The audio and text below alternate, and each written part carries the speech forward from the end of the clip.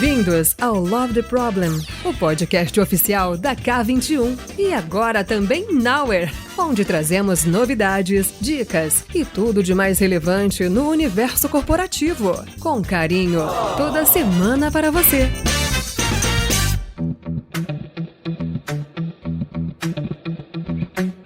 Fala galera, Flor na área com mais um episódio do Love the Problem. Seguinte, no episódio de hoje a gente vai ouvir uma palestra do Rodrigo de Toledo, que é um dos cofundadores e trainers da K21, falando sobre como a comunidade ágil pode deixar um legado significativo através do pensamento científico. Vai discutir os horizontes de crescimento, a importância de práticas de experimentação contínua no trabalho do conhecimento, enfim, tem muita coisa legal. Então, fica aí com a gente e ouve o que ele tem para dizer. Muito bem. Quem já ouviu esse termo software legado? Quem já ouviu esse termo software legado? Legal. Tem uma galera que não levantou a mão. Então, eu queria pedir para alguém que levantou a mão, foi a maioria, me ajude a explicar para quem não ouviu esse termo que é software legado. Quem pode me explicar? Me ajudar a explicar? Quem pode me ajudar a explicar o que é software legado? Tem poucas palavras, né? Muita gente levantou a mão. Calma aí. Vamos lá. Seu nome? Márcio, diga lá, Márcio. Software legado é aquele que você acabou de terminar. Acabou de terminar, já é legado, certo? Muito bem. O termo legado, portanto, é muito usado. Mas por que tem essa cara de desespero? Quem explica que tem essa cara de desespero aí, o software legado? Então, vamos lá. Tipos de legado. Eu vou falar aqui de 3 aqui, rapidamente. Tem o legado da família, né? A família que passa para os seus filhos o seu legado, que vem tudo que aprendeu, etc., dos ensinamentos, né? Às vezes até nos bens, etc. Tem legado entre gerações e legados também de corporações. As corporações também deixam legado. E aí, tem uma coisa curiosa sobre as corporações, o assunto principal vai estar nas gerações, tá? Mas só para falar sobre corporações um pouquinho, vou trazer aqui para vocês um conceito que a gente gosta bastante na K21, que são os horizontes. Tá? São horizontes no tempo. Então, imagina aquela linha do tempo. E o primeiro ponto ali é o dia de hoje, né? Nosso presente. E aí teve uma teoria, um texto escrito por 3 autores da McKinsey, né, consultoria, que escreveram esse texto em 99, falando assim, existem 3 horizontes de crescimento. Toda vez que você estiver pensando em produto, em estratégia, desenvolvimento da sua empresa, fique ligado nesses 3 horizontes, né, de crescimento, que são o H1, H2 e H3. Então é como se fossem distâncias do tempo. No H1, você tem que estar ligado no que é a sua vaca leiteira atual. Aquilo que te traz dinheiro agora.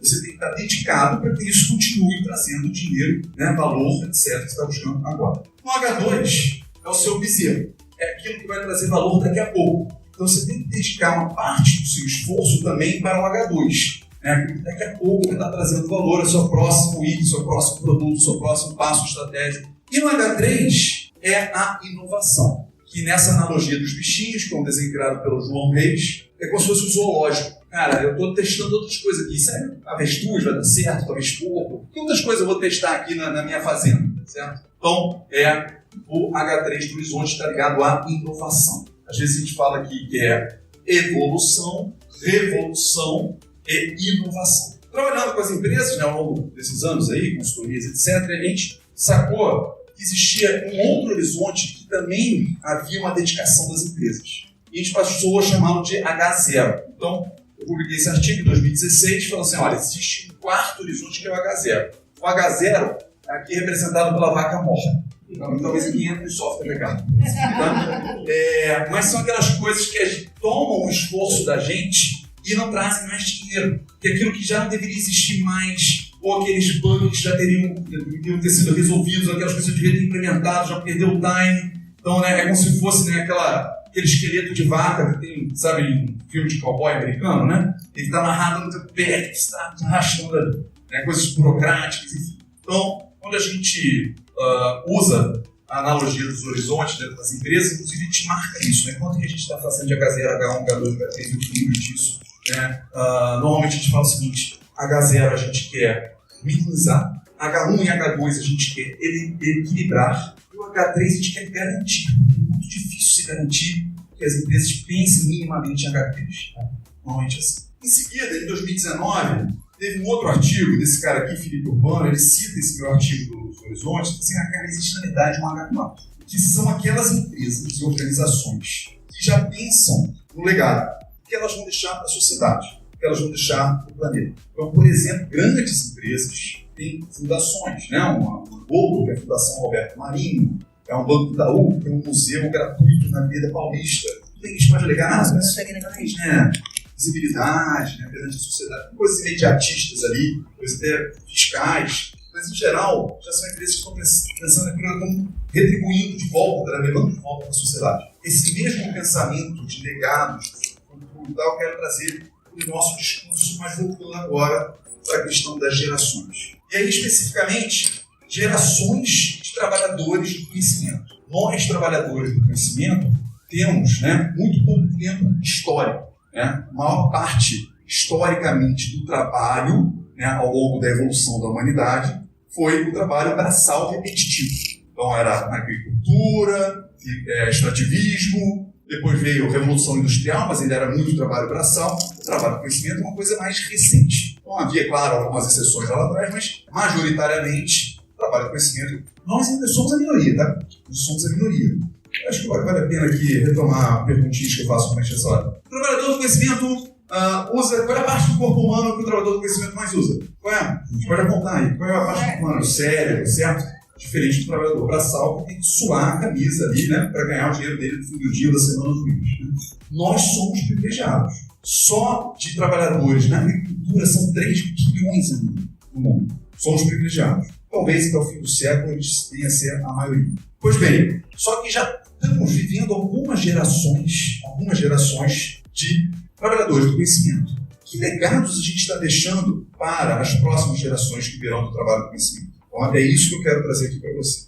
Especialmente, nós aqui, formamos uma comunidade que pensa diferente. Vocês concordam? Não é à toa que essa sala aqui, né, esse evento aqui, ele é um evento pequeno perto do total de trabalhadores de conhecimento que a gente tem no Brasil. Nós temos uma obrigação, e é sobre esta obrigação, da forma como nós pensamos, que a gente tem que pensar no legado que a gente vai deixar. Acho que tem uma coisa interessante que é o seguinte, acho que é legal falar isso. Quando comecei a trabalhar com agilidade, as pessoas falavam assim, isso vai ser modinha, vai passar. Em 2008 que eu comecei a dar aula, em 15 anos que comecei a dar aula de métodos ágeis, Scrum, vai passar. Cara, a gente só vê crescer. Pode ser que um dia passe, essa coisa vai passar, o tempo todo falando. Recentemente voltaram a falar, agilidade, não sei, vai passar. Pode ser que uma hora passe, pode ser que de fato a agilidade seja uma coisa tão inerente ao trabalho do conhecimento que a gente não precisa mais usar a palavra agilidade. Quem sabe a gente vai chegar a isso. Mas qual é o legado que a gente está deixando para quando chegar esse momento? Essa é a provocação. Atenção, comunidade ágil. Nosso maior legado, aquele que vai ficar para futuras gerações, é o pensamento científico. Para isso, vou trazer coisas básicas aqui, talvez para alguns, mas é sempre bom recapitular. Né? Primeiro, o que é ser ágil? Estamos falando de velocidade ou adaptabilidade. Por exemplo, o trem-bala é extremamente veloz. Ele vai a 300 km por hora. Ele pode chegar até 500 km por hora. Nossa, que velocidade! Será que a agilidade, então, é isso? Essa velocidade do trem-bala? Ou a agilidade tem mais a ver, né, com um leopardo correndo na floresta atrás da presa e ele desvia de um obstáculo, pulando por cima de um tronco, no meio da corrida ele vê uma outra presa que pode ser mais interessante e desvia. E aí, o que vocês acham? Velocidade? Vamos lá, respondam juntos, hein? Vamos falar já. Velocidade ou adaptabilidade? Já! É adaptabilidade, certo? Esqueci. Adaptável como é o leopardo correndo na floresta. Como ser ágil? Ciclos curtos e melhoria contínua. Se você está trabalhando com ciclos curtos e melhoria contínua, você é ágil. Não me importa o nome do método que está usando, se é Scrum, se é Kanban, se é FVD, se é isso. Se você está trabalhando com ciclos curtos e métodos e melhoria contínua, você é ágil. Mas o oposto também é verdade, né? Eu trabalho aqui com um método ágil que sai um trem a cada 3 meses. Aí não é muito curto. Pode ter ágil no ano, né? Eu trabalho com Scrum e eu sou 95% Scrum. Pô, 95%. Esses 5% que estão faltando aí. Aí a gente não faz a reunião de retrospectiva. Pô, mas a reunião de melhoria contínua. Se é 95% Scrum, é 0% ágil. Então, ciclos curtos com melhoria contínua. E aqui, gente, são 2 dos 3 ingredientes do molho secreto da agilidade. Ciclos curtos e melhoria contínua. Legal? Agora vocês perguntaram, qual é o terceiro ingrediente? Muito bem, boa pergunta, vocês estão muito ligados, cara. Vamos lá, foco no valor. Foco no valor. Por que eu boto esse aqui como terceiro? Se você estiver trabalhando com ciclos curtos, melhoria contínua, e não estiver focado no valor, por melhoria contínua você vai descobrir que tem que focar no valor. Você vai concluir que você tem que focar no valor. Mas ciclos curtos, melhoria contínua e foco no valor são os 3 ingredientes do molho secreto da agilidade. Vou falar do exemplo da criação do Scrum. Essa foto aqui é lá na K21, a sede aqui em Copacabana, né? Porque em Copacabana, os 4 fundadores da K21, né? Eu, CFC, Marcos e Rafael somos do Rio. Mas tem uma coisa curiosa nessa foto, que tem alguém aí que não é da K21. Quem não é da K21 nessa foto aí? Cabelinho branco, muito bem. É o Jeff Sutherland, é o criador do Scrum. Então, há 4 anos atrás, mais ou menos, a gente trouxe o Jeff Sutherland para o Brasil, primeira e única vez que ele veio para o Brasil. Muito simpático. Nesse dia ele deu aula o dia todo. A gente falou assim, a gente vai comer uma pizza lá, tomar uma cerveja lá na K21. Quero, fico lá em pé, comendo a pizza com a mão, você quer um pratinho? Não, e tomando cerveja, leva o único com a cerveja na mão. Tudo esconder a cerveja, né?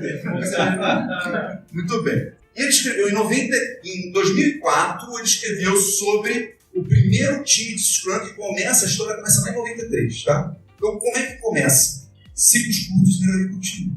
Ele chegou pro time dele e falou o seguinte, olha, vamos combinar o seguinte, toda sexta-feira a gente para, nem que seja uma meia horinha pra gente discutir aqui, como a gente pode fazer a próxima semana melhor? Vamos fazer isso? Bora! Aí passou a semana trabalhando, sexta-feira, vamos lá, gente, e aí? Como é que foi a semana?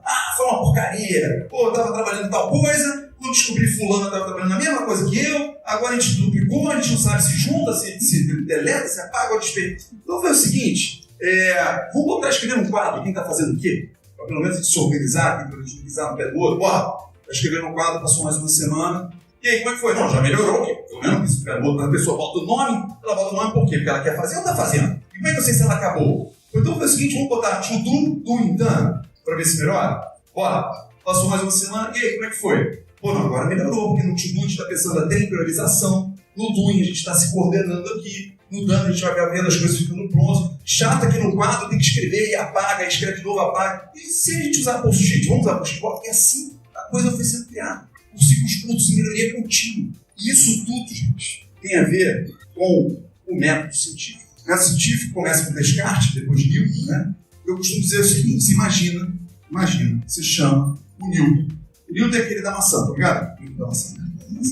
Beleza. Chega lá, né? Isaac, sai da tumba aí. Tá muitos séculos aí na tumba, sai da tumba. Vem visitar umas empresas aqui com a gente. Aí você leva ele uma empresa tradicional. Como é que funciona? A gente levanta aqui tudo que vai ser feito, né? E depois a gente faz todo um design de como vai ser a arquitetura da solução, com várias camadas, várias etapas, as telas, para depois a gente determinar quem vai fazer o quê e tal. E aí, Newton, o que você está achando? Complexo o negócio aí e tal, mas minha empresa não sou, achar que isso tudo vai dar certo. Todo mundo trabalha assim. Vamos te levar numa outra empresa aqui que adota agilidade, aqui, Scrum. Como é que isso funciona? A gente trabalha da seguinte forma. Eles fazem levantam algumas hipóteses, fazem um ciclo curto, validam ou invalidam, em cima disso priorizam as próximas coisas para fazer, faz de novo suposições, validam. Tá aí o método científico, que bom, alguém está usando.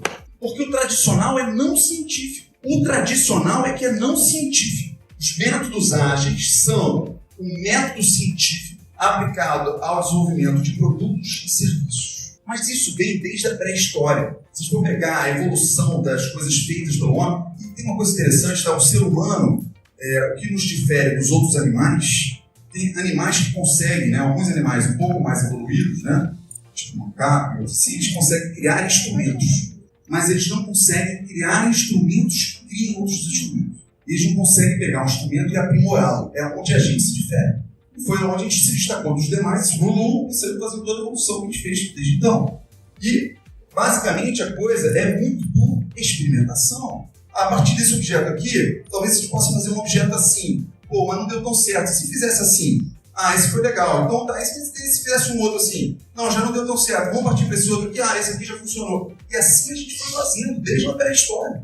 Então, o método científico não é uma coisa que começou com o Newton, né? O Newton meio que falou assim, cara, ele criou umas regrinhas, né? Criou um fluxo, mas com percepção de como as coisas já aconteciam há muito tempo. Agora, tudo são hipóteses. Obrigado, você também acha importante, tá? Tudo são hipóteses. Evolução do conhecimento. O conhecimento, isso que eu vou falar agora, serve para o conhecimento individual. Cada um de vocês aí, eu sou chato, tem gente que está prestando atenção. Presta atenção aí. Cada um de vocês tem exatamente isso que eu vou falar aqui, mas serve para a humanidade como um todo. O conhecimento é como uma ilha. O interior da ilha é o que sabemos. A praia é o que sabemos que não sabemos. E o oceano é aquilo que nem sabemos que não sabemos. Certo?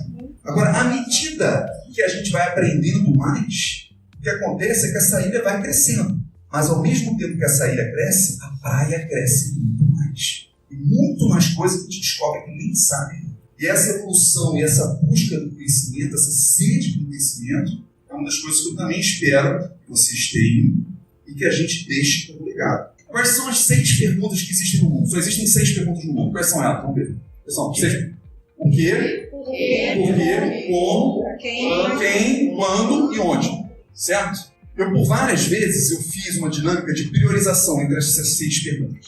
Todas as vezes, não vou fazer com vocês aqui, mas todas as vezes que eu priorizei inteligência coletiva sobre essas 6 perguntas, sempre, 100% das vezes, o porquê ganhou. Não tenho dúvida que o porquê é a pergunta mais importante do mundo, quiçá do universo. Temos que buscar os porquês. Quando as minhas filhas, elas entraram naquela fase dos porquês, sempre, Ricardo sempre fala assim, que tem que ser o porquê, normalmente o pai dá sempre um picolé no final. Mas eu, no caso, tentava fazer o contrário. Estimulava, ela falava o porquê. Isso, ainda bem que você perguntou o porquê. Se o papai não souber, não quer atrás. Sempre pergunta o porquê das coisas, estimular para os porquês. Faz parte da nossa obrigação aqui, como comunidade ágil, estar sempre atrás dos porquês e do legado que a gente quer deixar para as próximas gerações. Certo? Tenham paciência com os porquês de todos, certo? Das pessoas da empresa. É mais do que ter paciência, estimule, certo? Enalteça quando alguém pergunta de alguma coisa. Existem diferentes formas de pensamento.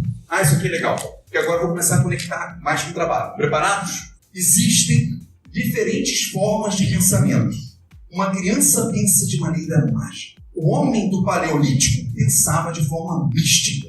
Uma pessoa da Idade Média refletia através de superstições. Será que esses pensamentos ainda acontecem nas empresas? Magia.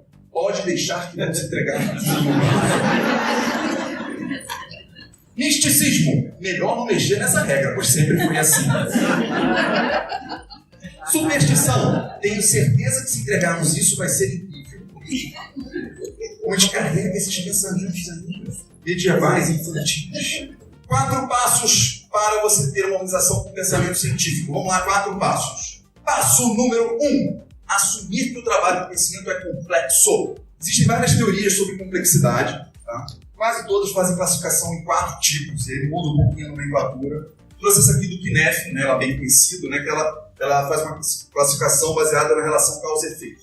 Então você tem, seria o óbvio, complicado, complexo e caótico. Então cada vez mais para cá, mais complexo ou caótico. Então, o óbvio é quando a relação causa-efeito ela é previsível e repetitiva. Tá, isso aqui eu já sei o que vai acontecer. O complicado é que a relação causa-efeito ela existe. Você até consegue, dado aquela situação, prever o que vai acontecer, mas vai dar trabalho fazer essa previsão. Então é o complicado.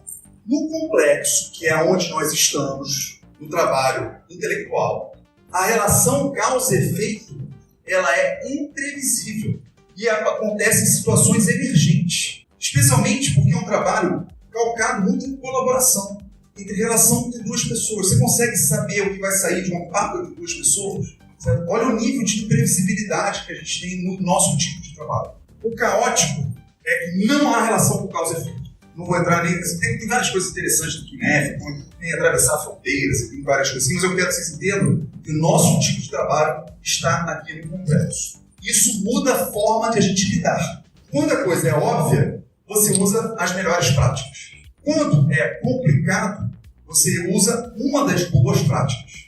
Vou dar uns exemplos aqui, tá? Não sei se vocês vão gostar muito, que a galera não gosta muito de matemática, mas enfim, aquela coisa de equação do segundo grau. Equação do segundo grau. Se dá uma equação do segundo grau, você sabe achar as raízes, é só aplicar a Bhaskara, né? Menos B, mais ou menos, raiz, quadrado.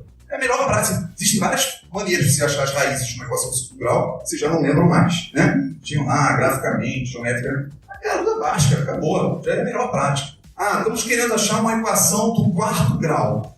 São 4 raízes. Aí tem vários métodos, depende. Aí você vai ter que analisar um pouco a função, vou usar um método de Newton, vou usar um método científico. São métodos diferentes, você vai ter que escolher de acordo com a situação. Mas tem as boas práticas. Agora, quando a gente está no complexo, as práticas são emergentes. É por isso que 2 times ágeis nunca vão ser iguaizinhos. Se você tem 2 times ágeis exatamente com as mesmas práticas, o mesmo quadro, o mesmo sentido, os mesmos... É artificial. Práticas emergentes vão aparecer, é natural. Se não está aparecendo, é porque tem alguma coisa errada, artificial. No caso do caótico, normalmente não surgem novas práticas. Tá? O exemplo de caótico é uma guerra. Sempre quando termina uma guerra, no final você tem nova tecnologia, nova não sei o que, coisa que nem imaginava, porque era uma coisa tão caótica, uma coisa nova acabou sendo inventada. 2, são 4 passos, né? 2, desconhecemos a solução ou até mesmo o problema. Essa é bem uma frase do movimento Lean Startup. Quem ouviu falar de Lean Startup aí? Levanta a mão. Lean Startup, quem não ouviu, pelo amor de Deus, estão 10 anos atrasados aí. Lean Startup, tá? Desconhecemos a solução ou até mesmo o problema. Isso significa o seguinte: humildade perante o desconhecido. Todo bom cientista pensa assim. Humildade perante o desconhecido. E aí eu vou trazer aqui o Adam Grant, que é autor do livro Think Again, essa frase aqui, ó. Pensar como um cientista significa ser ativamente de mente aberta. Requer buscar razões pelas quais podemos estar errados. Como é que eu posso estar errado? Estou com essa ideia aqui, deixa eu exaurir todas as possibilidades de eu estar errado. Chama-se humildade intelectual. O Fael não deu tempo de colocar o teu slide, né? Mas eu só fazendo referências aos carecas aqui. Né? Eu vou fazer uma referência a você aqui no Google. Beleza. Você tem preferência para fazer referência aos carecas? Eu acho que sim, um padrão. Vamos trocar exclamações por interrogações. Eu escrevi esse artigo, né, exatamente essa frase, trocar exclamações por interrogações, e isso vale para vários campos da vida. Essa sugestão serve para várias situações. Então, por exemplo, o trabalho de um coach equivale ao trabalho de um Scrum Master, de um Agile Master, né, um Agile Expert na K21, um consultor. Quem faz esse tipo de trabalho aqui? Um desses que eu citei aqui ou algo parecido? Alguns de nós aqui. O nosso trabalho ele é calcado em interrogações. Porque quando você vê uma disfunção, né, alguma coisa que está errada, você chega num lugar e tem a mesma pessoa no papel de PO e Scrum Master simultaneamente. São 2 papéis que têm conflito de interesse, não deveria ser a mesma pessoa. Tá? É uma disfunção. Mas cuidado, para não chegar afirmando com uma exclamação: está errado! Pá! Bate na cabeça da pessoa.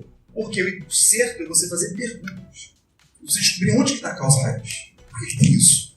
O que está levando a ter esse, assim, 2 pessoas não deveria ser 2, uma pessoa não deveria ser 2 pessoas. E você, através de perguntas, você vai descobrindo qual é a causa raiz onde está aquilo. Por que isso é interessante? Porque talvez você, como esse papel de coach, vai ter uma suposição. Cara, eu acho que a causa raiz está aqui. E aí você começa a fazer perguntas que vão nessa direção, né? Mas pode ser que no meio do caminho, a pessoa começa a responder para o outro lado. Você fala, então está do outro lado, ou seja, a gente se permite estar errado. Mas, através de perguntas, a gente vai fazendo com que a própria pessoa conclua onde que está o erro. Ela vai chegando uma hora que cai a ficha. Putz, então é por isso que a gente está errando. Exato. E mais, ao fazer isso, ela vai aprender. Aí, pronto, entrei mais uma aqui antes. Resolvendo uma causa raiz, você resolve possivelmente várias disfunções, não só aquela primeira. E mais, toda vez que ela cair nesse tipo de raciocínio, né, de problema, ela pode ela mesma fazer esse exercício. Olha que interessante. Tudo através de perguntas.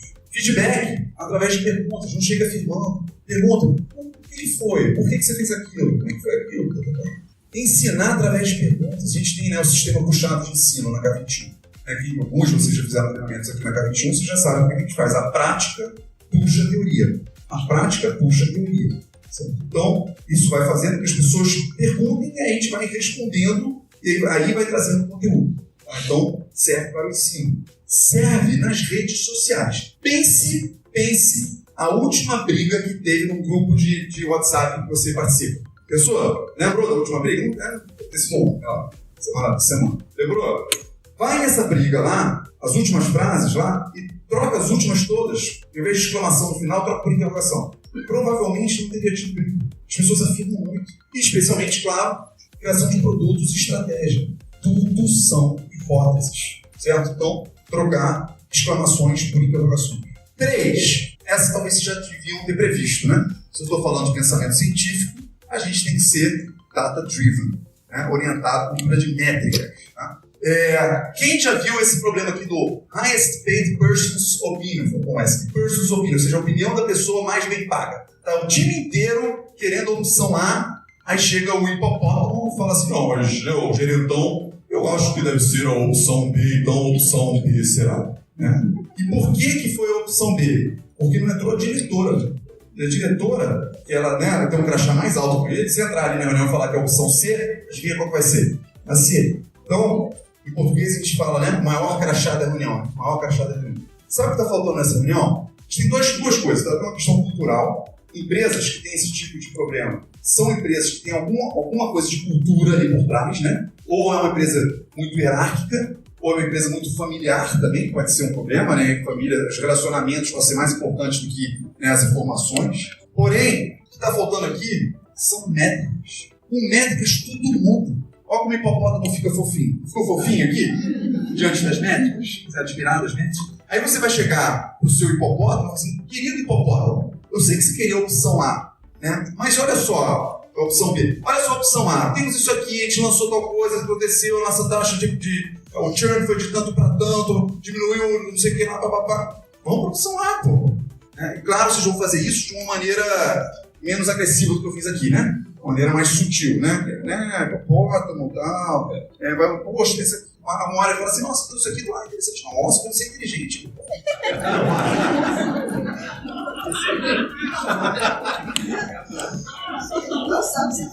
É isso. Não tem mais espaço para achismo, nem para ganhar no grito. Experimentações curtas baseadas em métricas. Frase do Peter Drucker, né, que tirou lá da nota de $1 lá em God We Trust. Em Deus acreditamos. Para todo o resto, traga dados. Quarto passo, cultura da experimentação. Cultura da experimentação. E a gente vai buscar experimentações em ciclos curtos. Né? É o famoso medir, aprender. Construir, medir, aprender. Construir, medir, aprender. E a frase, né? Fail fast, learn faster, né? Ou fale rápido e aprenda mais rápido ainda. Experimentação não é fazer de qualquer jeito. Então, olha só, fazer de qualquer jeito é diferente de experimentação e é diferente de seguir pós-práticas. Isso aqui do Management 3.0, tá? Então, aqui, 3 tipos, comportamentos e resultados diferentes e aqui o nível de aprendizado. Vou começar lá na direita. Se você só usar boas práticas, até você vai ter uma tendência de sucesso, taxa de sucesso. Se errar, pode errar, né? Muito descasado. Opa, você teve sucesso fazendo as coisas certas, mas pouco aprendizado. Se você fizer de qualquer jeito, agora com a da esquerda, a chance de dar problema é maior. Se der certo, caraca, isso tudo. Se der vermelho, que diabos, cara? Você fez uma bela de uma besteira. Cadê o seu cérebro? E pouco aprendizado. Agora, quando a gente está numa cultura de experimentação, sucesso ou não sempre é aprendizado. Uma empresa precisa fazer entre 100 e 150 testes de hipóteses e ajustes até encontrar o market fit certo para o seu produto ou serviço. Então, é o Martin Kagan, que é autor do livro Inspired How to Create Tech Products That Customers Love. Muito bem. Então, esses são os 4 passos para ter uma organização de pensamento científico.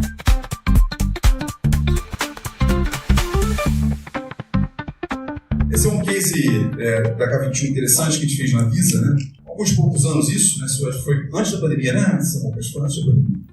E era criar um ecossistema Exo através de desenho organizacional para acelerar a capacidade de entrega de valor, melhoria contínua, ou seja, a proposta de transformação. E aí a gente pegou justamente esse case aqui deles, que era fazer o cartão Visa passar para as pessoas, né, na catraca do metrô, para as pessoas entrarem através do cartão, pagar pelo cartão e entrar. Então, cultura de experimentação, como é que eles fizeram?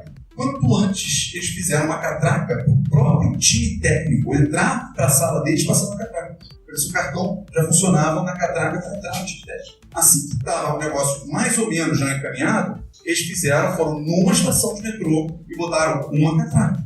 Aí depois eles botaram mais uma catraca naquela estação de metrô, até você ter algumas estações de metrô com catracas. certo? Não permitisse.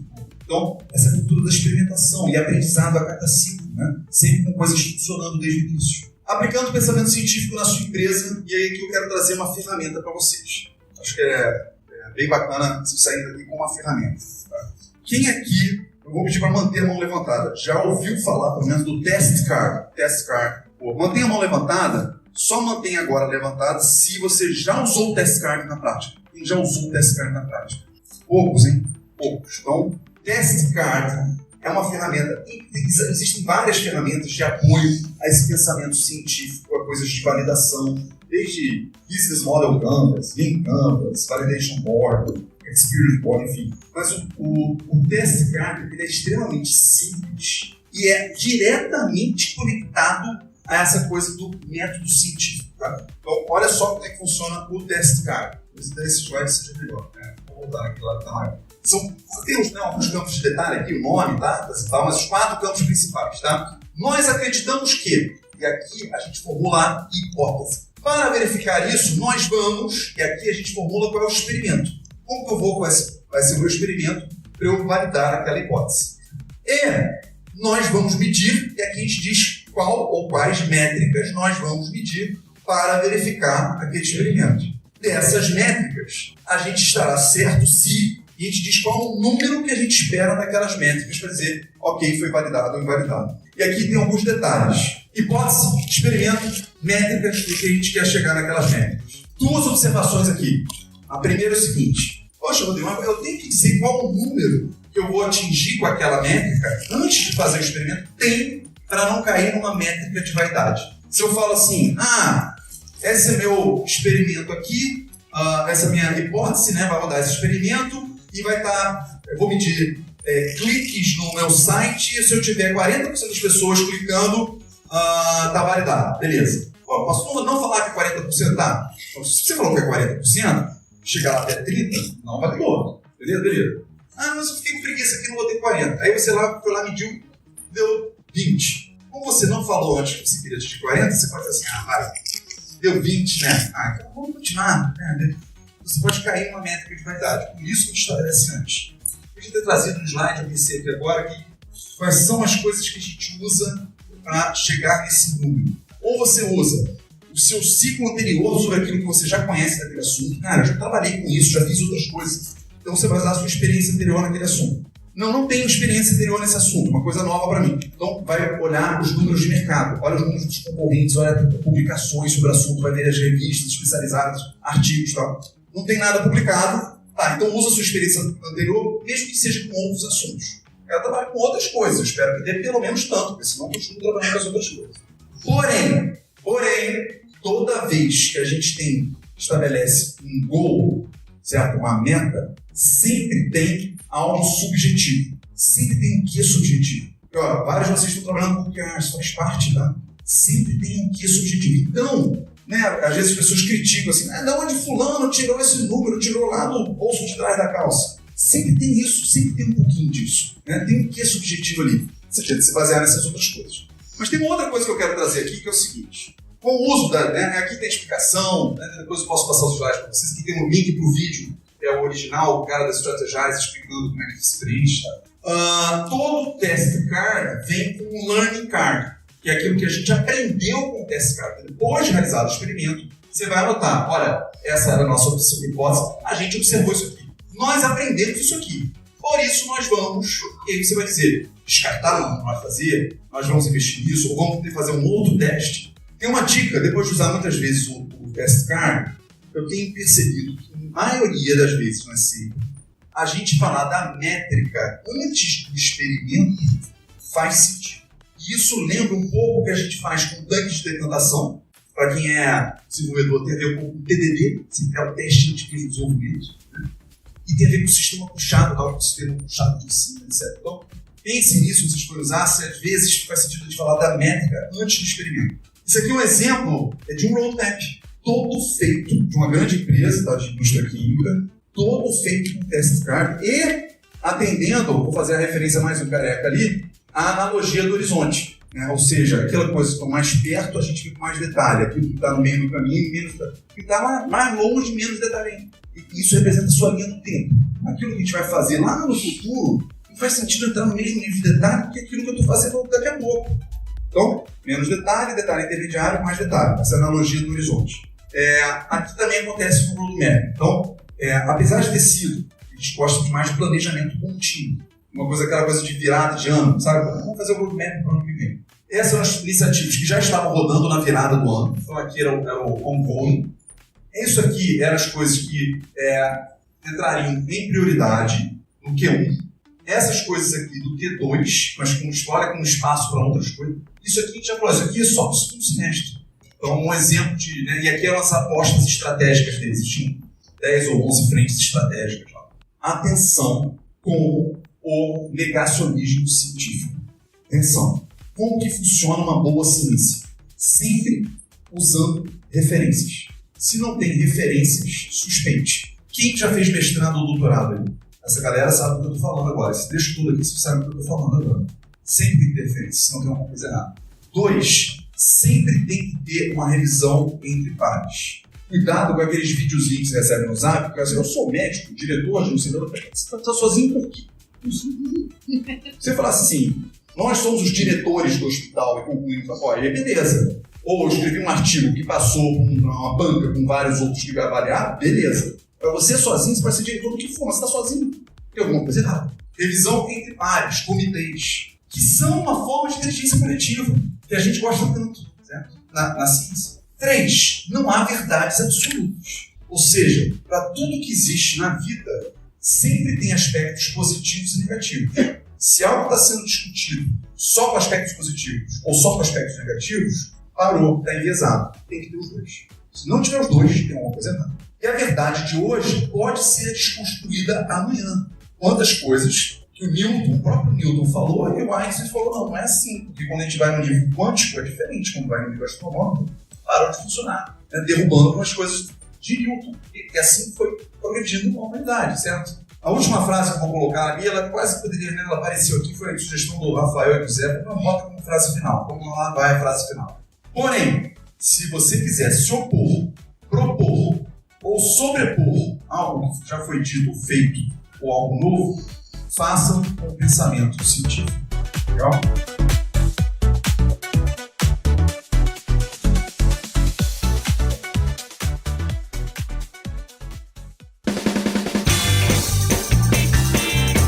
Este foi mais um episódio do Love the Problem, o podcast oficial da K21 e da Nauer. Se você curtiu, compartilhe. Inscreva-se no seu agregador de podcast favoritos e espalhe conhecimento por aí. Procure por Love the Problem nas redes sociais e deixe seu comentário ou sugestões. Até o próximo!